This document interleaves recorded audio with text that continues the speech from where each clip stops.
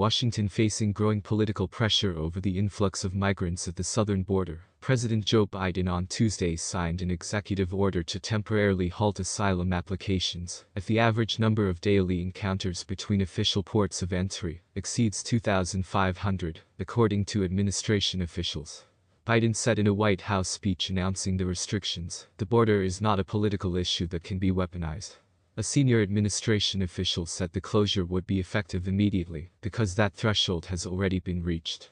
The border will not reopen until that number is reduced to 1,500.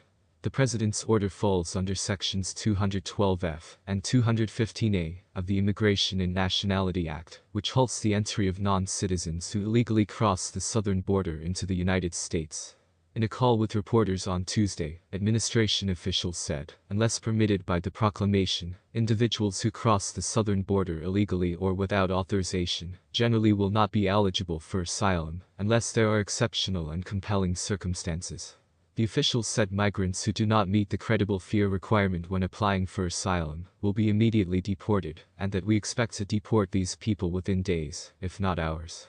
The White House sent details of the long-awaited move to lawmakers on Monday, but reviewed the details of the executive order ahead of a planned address by the president with mayors of several border cities in the East Room of the White House on Tuesday morning. "This is definitely a step in the right direction," said Texas Representative Eddie Morales Jr., whose district includes Eagle Pass. "It's one of several steps we need to take to secure the border."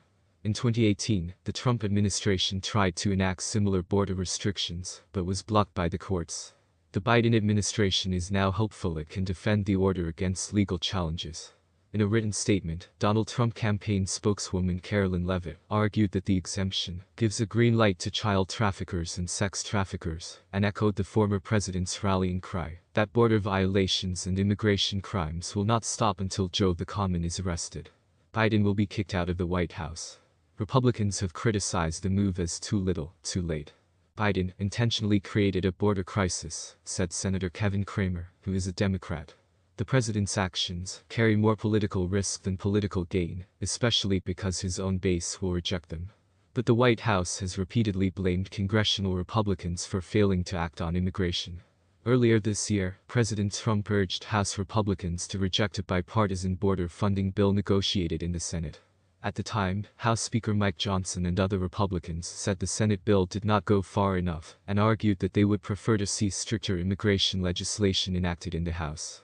Biden tightens U.S.-Mexico border after bipartisan negotiations fail. 131. President Biden has launched historic legal pathways for individuals and families to enter the United States through legal processes, including the CBP-1 mobile application to schedule arrivals at ports of entry, family reunification programs in each country, region-wide efforts, and historic parole procedures for Cubans, Haitians, Nicaraguans and Venezuelans, the administration officials said. So the action we are announcing today goes hand in hand with these legal steps.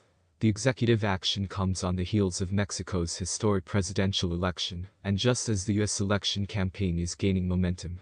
According to a CNBC national poll in late March, when asked which candidate would handle immigration and border security better, Trump has a 30-point lead among registered voters, including a 23-point lead among Latino voters. Many immigration activists are angry about the president's tougher immigration policies and argue that the changes would cause chaos. "This is a betrayal of what we were told during his campaign 4 years ago," said Lindsay Tochlowski, executive director of the California-based Immigrant Defenders Law Center. "We were told that President Biden was going to bring humanity back to the border. But what we're seeing is history repeating it."